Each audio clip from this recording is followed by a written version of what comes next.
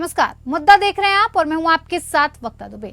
पुरानी संसद में सोमवार को संसद की कार्यवाही का आखिरी दिन है और मंगलवार यानी कि 19 सितंबर से संसद की कार्यवाही नई पार्लियामेंट बिल्डिंग में होगी। संसद की कार्यवाही की शुरुआत करते हुए प्रधानमंत्री मोदी ने पुराने भवन में 50 मिनट की आखिरी स्पीच दी और इस दौरान पीएम मोदी ने कई अहम बातें भी कही। उन्होंने चंद्रयान 3 की चांद पर सफल लैंडिंग और G20 शिखर सम्मेलन के सफल आयोजन की भी चर्चा की। पीएम मोदी ने पहले प्रधानमंत्री पंडित नेहरू, इंदिरा गांधी और राजीव की तारीफ की। पीएम मोदी ने पुरानी संसद भवन से यादों को लेकर भावुक भी हो गए। वहीं पहले ही दिन कांग्रेस ने अपने इरादे साफ कर दिए। राज्यसभा में कांग्रेस अध्यक्ष मल्लिकार्जुन खड़गे ने ईडी और मणिपुर का मुद्दा उठाकर बता दिया कि भले ही संसद नया होने वाला है, लेकिन इसमें सियासी घमासान वही पुराना होगा। अब नए संसद में संग्राम के लिए सत्ता पक्ष और विपक्ष कई मुद्दों पर संग्राम के लिए तैयार है। रिपोर्ट देखिए।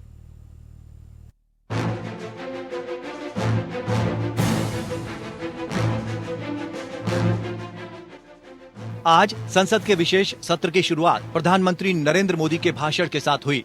पीएम मोदी ने पुराने भवन में 50 मिनट की आखिरी स्पीच दी। इस दौरान पीएम मोदी ने कई अहम बातें कही। उन्होंने कहा कि पुरानी संसद भवन से कई यादें जुड़ी हैं। यहाँ से जाना एक भावुक पल है। इसके साथ ही उन्होंने चंद्रयान 3 की चांद पर सफल लैंडिंग और G20 शिखर सम्मेलन के सफल आयोजन की भी चर्चा की। पीएम मोदी ने पहले प्रधानमंत्री पंडित नेहरू, इंदिरा गांधी और राजीव गांधी की तारीफ की।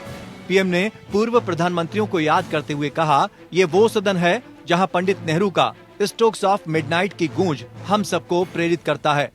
इंदिरा गांधी के नेतृत्व में बांग्लादेश के मुक्ति संग्राम का आंदोलन भी इसी सदन ने देखा था। सदन ने कैश फॉर वोट और 370 को हटते देखा। पीएम मोदी ने कहा, आजादी के इस भवन को संसद भवन के रूप में पहचान मिली। इस इमारत का निर्माण करने का फैसला विदेशी शासकों का था। हम गर्व से कह सकते हैं कि इस भवन के निर्माण में पसीना और परिश्रम मेरे देशवासियों का लगा था। पैसे भी मेरे देश के लोगों के लगे।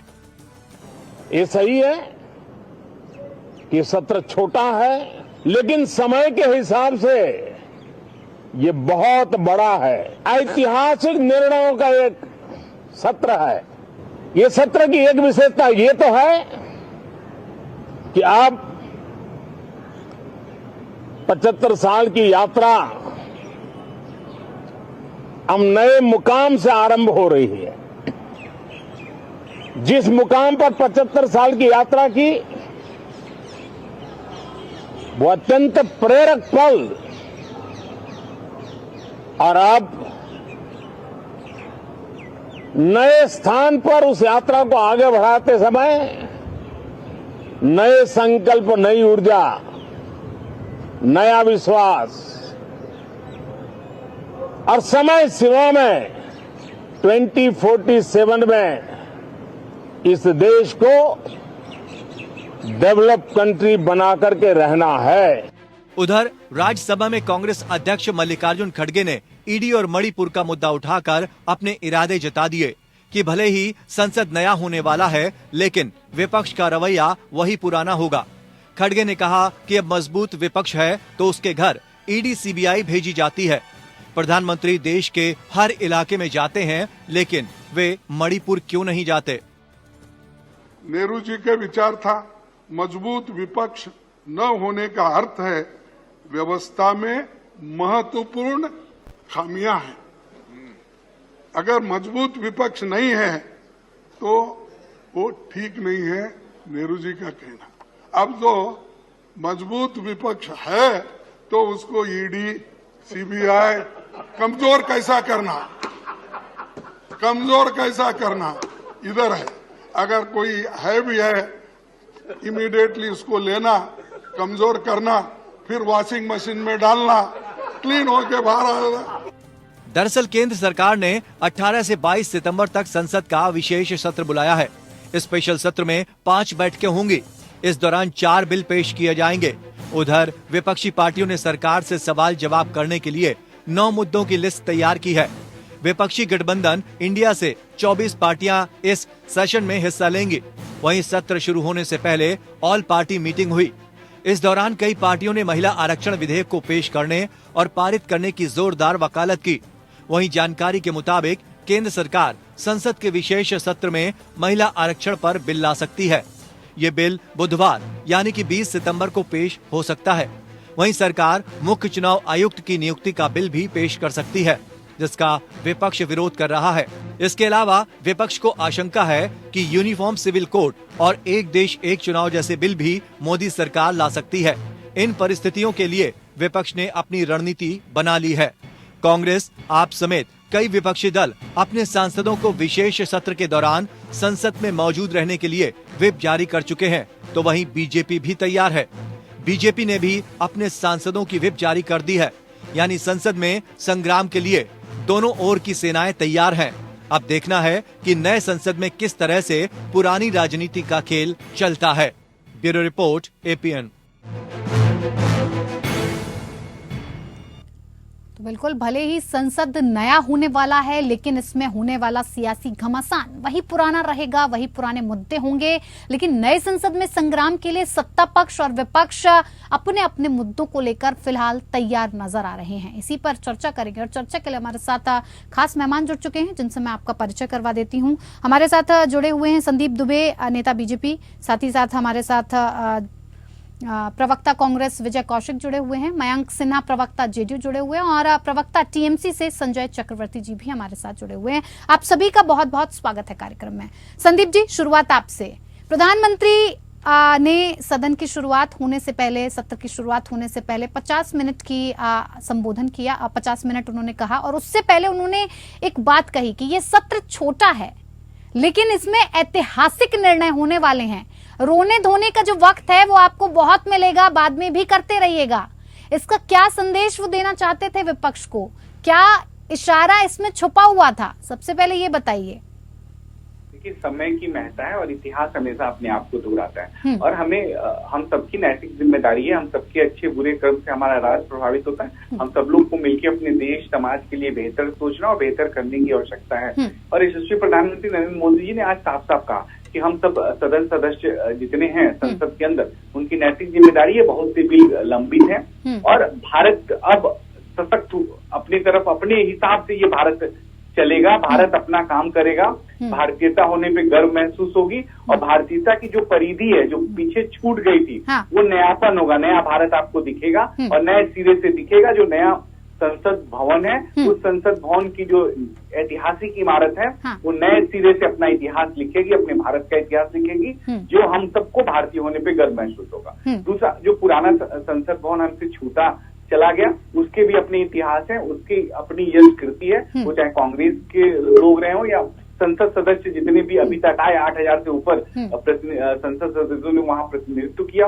महिला सांसदों ने प्रतिनिधित्व किया। ये हम सबके लिए ऐतिहासिक और गौरव का क्षण है और उसको भी हमें नहीं भूलना चाहिए। देखिए, एक बात स्पष्ट है, हमारा वो देश है जो छठ पर्व के माध्यम से हम उगते सूरज की भी पूजा करते हैं और डूबते सूर्य की भी पूजा करते हैं। तो जो आने वाला सूर्य है वो और चमकीला हो और उदयमान हो और राष्ट्र और तरक्की करे, इस नियत के साथ, इस नीति के साथ और इस कर्तव्य दृढ़ प्रायता के साथ यशस्वी प्रधानमंत्री नरेंद्र मोदी जी ने ये साफ साफ संदेश देश को देने का काम किया है कि हम राष्ट्र हित में काम करेंगे और भारत होने पे हम सब को गर्व है। हम भारत को और सशक्त बनाने में हम सबका योगदान हो। लेकिन देखिए, विपक्ष लगातार कह रहा है, आपने एजेंडा तो भले बता दिया हो, लेकिन सत्र में घमासान जिस तरह से होगा वो साफ तौर पर देखा जा सकता है। बिल आपने बता दिए, क्या कुछ रहने वाला है, क्या कुछ बातचीत होगी। पहले दिन 75 सालों की जो हमने सीख ली, क्या सीखा, क्या उपलब्धियां रही, क्या कुछ स्मृतियां रही, वो सारी बातें आज हो गई। लेकिन अब कल से नई संसद भवन में नए मुद्दों के साथ पुराना रवैया तो वही रहेगा, साथ ही साथ जो पीछे के पर्दे से खेल होने वाला है, लगातार विपक्ष इस बात को कह रहा है। क्यों उसे ऐसा लगता है कि आपने जो एजेंडा बताया है उसके तहत आप काम नहीं करेंगे?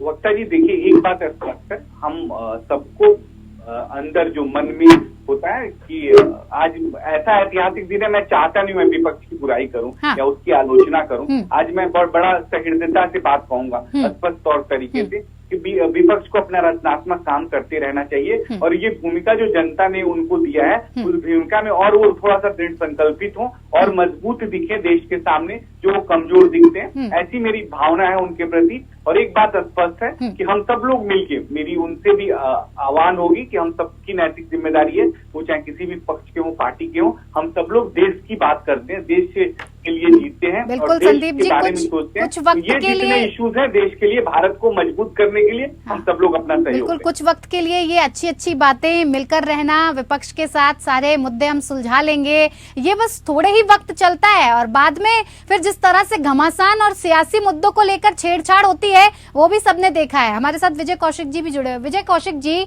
मल्लिकार्जुन खड़गे ने साफ तौर पर आज ये साफ कर दिया कि चाहे नया संसद भवन क्यों ना हो, विपक्ष का रवैया वही पुराना रहेगा। ईडी मणिपुर का मुद्दा भी उठाया है और कई तरह के मुद्दे भी उठाए हैं। साफ तौर पर देखा जाए तो मजबूत विपक्ष की भूमिका आप निभाने वाले हैं। कई मुद्दों पर आप बहस भी करने वाले हैं, कई पूरी लिस्ट तैयार हो गई है। लेकिन निश्चित तौर पर जो विपक्ष का धर्म है उसे हम निभा रहे हैं। लेकिन मैं सत्ता पक्ष से एक बात कहना चाहता हूँ, विपक्ष का धर्म निभाने में सत्ता पक्ष की भी उतनी ही जिम्मेवारी हमेशा से जो लोकसभा का इतिहास है वो ये कहता है कि किसी भी मुद्दे पर हमेशा विपक्ष को विश्वास में लिया जाता है, उनसे चर्चा की जाती है, उनकी नाराजगी होती है कुछ चीजों को लेकर तो नाराजगी की जाती है।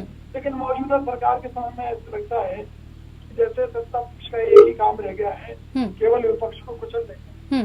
तो ये जो हठधर्मिता है सरकार की, इससे निश्चित तौर पर देश को नुकसान हो रहा है। हाँ। चाहे हम कृषि बिलों का मुद्दा देखें, किस तरह से सरकार ने विनिर्माण की बिल पास कर दिए, उसके बाद में सैकड़ों किसान मारे गए, धरने हुए, प्रदर्शन हुए। बाद में मोदी जी एकदम प्रकट हुए, बोले मैं जनता को समझा नहीं पाया, इसलिए मैं बिल वापस लेता हूँ। तो मोदी जी ऐसे दिन आए ही क्यों देश के सामने, क्या आपको बिल वापस लेने पड़े? तो जबरदस्ती करना, देश के ऊपर अपनी योजनाओं को जबरदस्ती थोप देना। आप क्या मुद्दे उठाने वाले हैं विजय जी? देखिए हमारे कई सारे मुद्दे हैं, जैसे महिला आरक्षण का बिल का मुद्दा है, क्योंकि माननीय मोदी जी ने अपने जीवन में जो महिलाओं को स्थान दे रखा है वो सबको मालूम है। उन्होंने अपनी धर्मपत्नी का परित्याग कर दिया, चाहे वो संन्यास के रास्ते पर कह लीजिए, किसी भी रास्ते पर जाकर। तो हम उन्हें अपनी भावनाओं से अवगत कराना चाहते हैं कि इनकी बराबर की भूमिका है, तो इसलिए 50% आरक्षण देश में महिलाओं को मिलना चाहिए। ठीक है। और देखिए मैं तो ये कहता हूँ कि इस देश में हर व्यक्ति को आरक्षण का अधिकार है, तो सभी वर्गों को उनकी जनसंख्या के आधार पर अब भागीदारी दे देनी चाहिए सरकार को, ताकि झंझट ही खत्म हो जाए कि भी हमारे साथ अन्याय हो रहा है या हमारे साथ अन्याय हो रहा है। खैर ये बहस का मुद्दा अलग है कि आरक्षण को लेकर क्या कुछ है, ये बात की बात है। लेकिन मुद्दों की बात की मैंने, क्या सिर्फ आपका यही मुद्दा रहने वाला है महिला आरक्षण को लेकर, और किसी भी चीज को लेकर आप सरकार को नहीं घेरना चाहेंगे? जो मुद्दे सरकार रखेगी देश की जनता के सामने, उन सब मुद्दों पर हम बाकायदा चर्चा करेंगे। लेकिन जो जिस तरह से सरकार व्यवहार कर रही है संसद की कार्यवाही को लेकर, हमें लगता है इनका कोई गुप्त एजेंडा है, वो भी देश के सामने आ जाएगा। नहीं, कुल 9 मुद्दे, चलिए मैं ही बता देती हूँ। 9 मुद्दों पर आपकी तरफ से एक पूरी लिस्ट तैयार की गई है कि महंगाई का मुद्दा होगा, एमएसपी के किसानों का मुद्दा होगा, अडानी मामले पर मुद्दा होगा, जेपीसी के गठन का मुद्दा होगा, मणिपुर हिंसा। देखिए ये सब मुद्दे हमारी तरफ से होंगे जी, हम इन मुद्दों को लेकर अपनी आवाज उठाएंगे और हर बार उठाते हैं, लेकिन सरकार कहाँ सुनती है।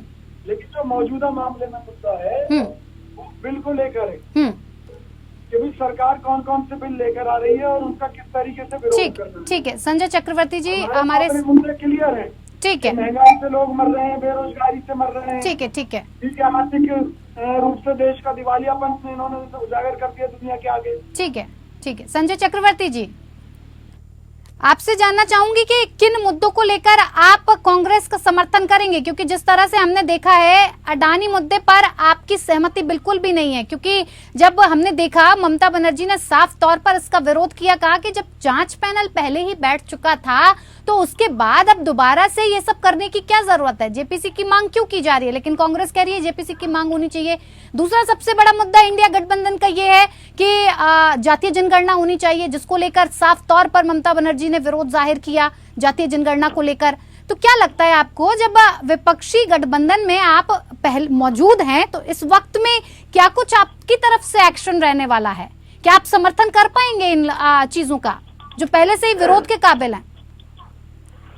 देखिए पहली बात मैं ये क्लियर कर देता हूँ कि इंडिया गठबंधन एक है हाँ, कुछ मुद्दों को लेकर के विभिन्नताएं होती है। हाँ। और ऐसा नहीं कि एक परिवार में सब एक जैसा सोचते हैं, जरूरी नहीं है। तो कहीं ना कहीं किसी न किसी मुद्दे को लेकर के हमारी अपनी भिन्नताएं होंगी। जो हमारे मुद्दे होंगे हो सकता है किसी दूसरे पार्टी को भी उसके बाद भिन्नताएं होंगी, लेकिन हमारे जो कॉमन लड़ाई है वो एक है कि सरकार को किसी तरीके से इस देश से किनारे करना है। पहली चीज क्योंकि ये वो सरकार है जिस हाथी के दांत कुछ अलग है खाने के और दिखाने के। ये शुरू से इन्होंने गिरगिट की तरह रंग बदला है। आप 2014 से उठा कर देख लीजिए, जो बोला वो कभी नहीं किया, जो किया वो कभी नहीं बोला। तो अभी भी ये 4-5 दिन का संसद सत्र चल रहा है, तो ये भी संसद सत्र में सिंपल वे से ये जो दिखा रहे हैं, जो बोल रहे हैं वो नहीं होने वाला है। और इन्होंने एक इंडिकेशन दे दिया है, एक हिंट दे दिया है कि रूलिंग होने के बाद बहुत सारे मौके मिलेंगे। तो ये हिंट है कि कुछ ना कुछ ऐसा लेकर के आ रहा है जिससे हमारे देश की लोकतांत्रिक व्यवस्था में खतरा पैदा हो। बिल्कुल। क्योंकि ये जो जिस तरीके का ये लैंग्वेज है, ये लैंग्वेज इशारा करता है कि कुछ ना कुछ ये ऐसा लेकर के आने वाले हैं जो लोकतांत्रिक मूल्यों को ये उससे खड़े नहीं उतरेंगे। तो इसी वजह से इन्होंने हिंट पहले से दे दिया है। क्या हिंट? संख्या बल के बल पे इनकी जो तानाशाही चल रही है वो देश देख रहा है। और तानाशाही किसी की लंबे समय तक चलती नहीं है। लोकतांत्रिक देशों में लंबे समय तक तानाशाही चलती नहीं है। बगल में एक एग्जाम्पल है श्रीलंका का। 50 साल तक राज करने का इन्होंने देखा हुआ था। धर्म के नाम पर राजनीति करते करते क्या हुआ, उखाड़ के फेंक दिए गए मंत्रियों को, जो है फेंक दिया गया, राष्ट्रपति तक भाग खड़े हुए। तो ऐसा नहीं है कि जनता जागरूक नहीं है, जनता सब देख रही है। ये एक तरह की संवेदनहीन सरकार है। इनके अंदर संवेदनाएं मर चुकी है। चाहे बेटियां सड़क पे घसीटे जाए, चाहे मणिपुर की हिंसा में एक शब्द ना बोले, चाहे आपने अभी नया आपने देखा होगा कि अनंतनाग में पिछले 5 दिन से इनकाउंटर चल रहा था और प्रधानमंत्री को खबर थी, लेकिन पुष्प वर्षा करवा रहे थे अपने ऊपर। ये G20 का उत्सव मना रहे थे और वो आकर के बोलते क्या है कि बच्चे को पता है कि आज G20 की सफलता मिली। अरे एक बार दिल्ली के उन जहाँ पे बस्ती बाजार, जहाँ हरे हरे लंबे आपने वो लगा रखे थे, ढक रखा था, उनको 3 दिन तक क्या उनकी परिस्थिति रही, एक बार जाकर उनसे जाके पूछते तो वो बताते हैं कि हम बच्चे को क्या क्या पता है। नहीं क्यों? तो आप वो सांस तक ले नहीं पा रहे थे। आपका गठबंधन ठीक है संजय चक्रवर्ती जी, ठीक है। मैं ये पूछ रही थी, मुद्दे से भटक जाते हैं। जिस मुद्दे पर हमको रहना चाहिए उस मुद्दे पर हम बातचीत नहीं करते हैं, धीरे धीरे जाके सारे मुद्दों को आप सब उठा लेते हैं। मैंने पूछा कि आपको जिन जिन चीजों से दिक्कत थी, तो क्या ये मतभेद जो मनभेद है ये संसद में भी नजर आएगा या वहाँ पर आपकी एकता नजर आएगी? नहीं, मनभेद तो कतई नहीं है। हाँ, मतभेद तो है, मतभेद मानेंगे। अगर होता तो साथ ना होते। मतभेद तो है। मतभेद मैंने कहा ना कि एक परिवार में अगर 4 सदस्य है तो हर 5 उंगली बराबर नहीं, भगवान ने देखी कि 5 उंगली बराबर नहीं देखी है, सब अलग अलग है। तो इसलिए सबकी सोच एक जैसी नहीं होती है। ठीक है, तो हमारे जो मुद्दे होंगे वो हम अपने प्लेटफॉर्म पे रखेंगे और जहाँ पे हमारा समर्थन करना होगा, देश हित में जहाँ पे भी समर्थन करना होगा, हम उसको समर्थन निश्चित रूप से करेंगे। देश विरोधी किसी भी बिल पे हम समर्थन नहीं करेंगे। ठीक है, हमारा क्लियर स्टैंड है। मयंक सिन्हा जी भी हमारे साथ जेडीयू से जुड़ गए हैं। मयंक जी देखिए, जेडीयू भी लगातार कई मुद्दों को लेकर बार बार इस बात को कह रही है कि 1 नेशन 1 इलेक्शन लेकर आने की सत्ता में का मंशा ये है कि जिस तरह से 1 नेशन 1 इलेक्शन कर दिया जाएगा तो ये अपनी एक तानाशाही चलाने का, एक अपना रुतबा दिखाने का तरीका है सरकार का। आप इससे बिल्कुल भी सहमत नहीं नजर आते हैं। साथ ही साथ आपने इस बात को लेकर भी सवालिया निशान खड़े किए कि जिस तरह से संसद की जो शुरुआत है, जो कार्रवाई की शुरुआत है कल से, उसकी तारीख, उसकी गणेश चतुर्थी के दिन उससे शुरू करना, कई तरीके के आपने उस पर सवाल उठाए। आखिर ऐसा क्यों? किस तरह की दिक्कत परेशानियां हैं? देखिए, अभी जो केंद्र की मोदी सरकार है वो तो अपना एक तरफा राज कर रही है, तानाशाही के ऊपर अपना उनका है राजतंत्र है। लोकतंत्र तो बिल्कुल उन्होंने खत्म कर दिया है। हमारे माननीय मुख्यमंत्री जी ने भी इसका पहले से भी जिक्र कर चुके हैं कि उनको तो कुछ करना वरना है नहीं। उनको न देश से मतलब है, न संविधान से मतलब है, न इतिहास से मतलब। तो उनको जो मन कर रहा है वो अपना कर रहे हैं। और एक 1 नेशन 1 इलेक्शन कराए या जो कराए वो उनका तो तानाशाही चल रहा है अपना। पहले चुनाव करा ले या बाद में चुनाव करा ले, तो हम लोग तो तैयार हैं, कराए ना चुनाव। जब कराने का मन है उनका कराए चुनाव।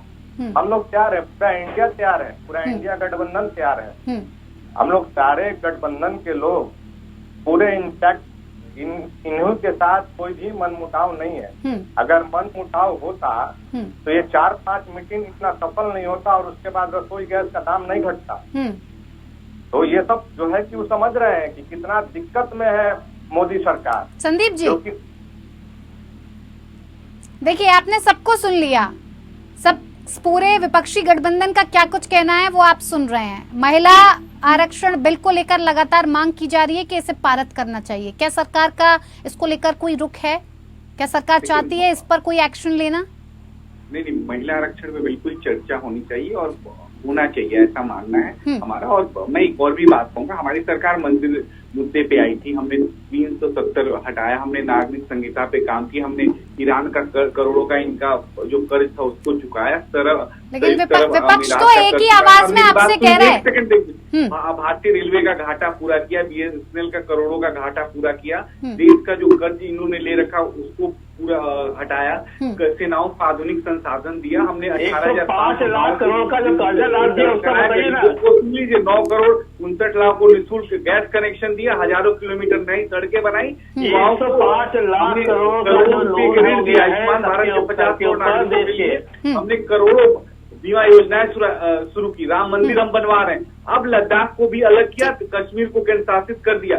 सब काम कौन कर रहा है? यशस्वी प्रधानमंत्री नरेंद्र मोदी जी कर रहे हैं, उनकी भारतीय जनता पार्टी की पूरा विपक्षी गठबंधन कह रहा है कि मयंक जी हमारे कांग्रेस के मित्र और संजय जी की इस सरकार ने कोई काम ही नहीं किया है। हाँ। और ये सरकार कुछ करती नहीं है। भाई अगर आपने कुछ किया होता तो सरकार आपको क्यों हटाती? जनता क्यों आपको हटाती? आपकी सरकार क्यों जाती? दिक्कत यहाँ ये हो रही है वक्ता जी, मेरी बात आ रही है? जी आ रही है, बिल्कुल आ रही है। दिक्कत ये हो रही है कि विपक्ष जो है सिर्फ हमें गाली देने का काम कर रहा है। भ्रष्टाचार के खिलाफ हमारी सरकार लड़ रही है, युवाओं को रोजगार देने के काम हम कर रहे हैं, गरीबों के लिए उनके सस्ते राशन की व्यवस्था हम कर रहे हैं। लेकिन विपक्ष लगातार देखिए कह रहे हैं कुछ नहीं कर रहे हैं आप, भ्रष्टाचार के सिवा कुछ नहीं कर रहे हैं आप। सरकार है वहाँ तो ये कुछ सिर्फ तानाशाही कर रहे हैं। नजर सिर्फ यशस्वी प्रधानमंत्री नरेंद्र मोदी जी और उनकी कुर्सी पे, वो कह रहे हैं सिर्फ तानाशाही कर रहे हैं आप। चाहे विजय कौशिक जी हो, चाहे मयंक सिन्हा जी हो, चाहे संजय चक्रवर्ती जी हो, सब कह रहे हैं सिर्फ सिवाय तानाशाही के मोदी सरकार कुछ नहीं कर रही है। और बिल का जो एजेंडा पेश किया है वो तो बिल्कुल झूठा है, भरोसा ही नहीं करते हम तो सरकार पे। ये तो पर्दे के पीछे से कोई और ही खेल करने वाली है, नए मुद्दे उठाने वाली है। ना विवेकानंद जी के पास उनके जो अनुयायी थे पहुंचे कि महिलाओं के बारे में कुछ किया जाए, महिलाओं की स्थिति बहुत दयनीय है। तो विवेकानंद जी ने कहा कि अगर तुम सही में महिलाओं की चिंता करते हो और महिलाओं के लिए कुछ करना है तो महिलाओं को स्वतंत्र छोड़ दो, वो जो काम करना चाहती है उनको करने दो। कांग्रेस ने इस देश के किसी व्यक्ति को स्वतंत्र नहीं छोड़ा, अपना बधुआ मजदूर बना के रखा। और आज जो गरीबी है, आज जो बेरोजगारी है, आज जो बेकारी है, अगर कांग्रेस ने सही तरीके से काम किया होता तो आज इस देश की स्थिति नहीं होती। चलिए संदीप जी, मेरे पास वक्त की कमी है, सभी मुद्दों पे बिंदुओं पे काम कर रहा है, इन सबके पेट में पानी, दर्द और परेशानी महसूस हो। ठीक है विजय कौशिक जी, जल्दी से 30 सेकंड में अपना रिएक्शन मुझे दीजिए, वक्त की कमी है।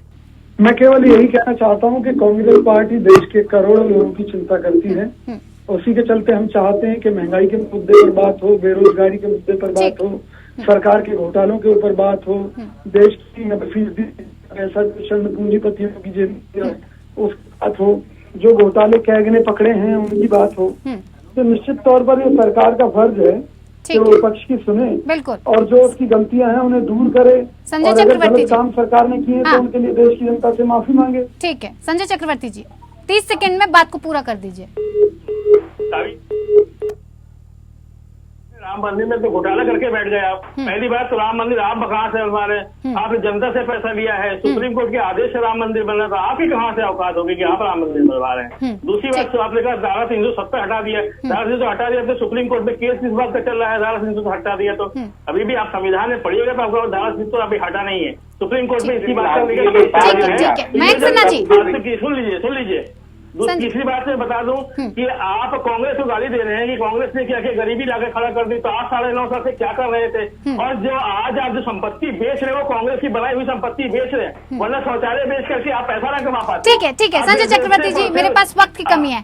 मयंक जी 30 सेकंड में। महिला सशक्तिकरण का तो रोल मॉडल है बिहार। 2016 में माननीय मुख्यमंत्री जी ने उसको लागू कर दिया। तो ये तो नीतीश मॉडल को अडॉप्ट कर रहे हैं। मोदी मॉडल तो फेलुअर हो गया है। ये तो नीतीश मॉडल है।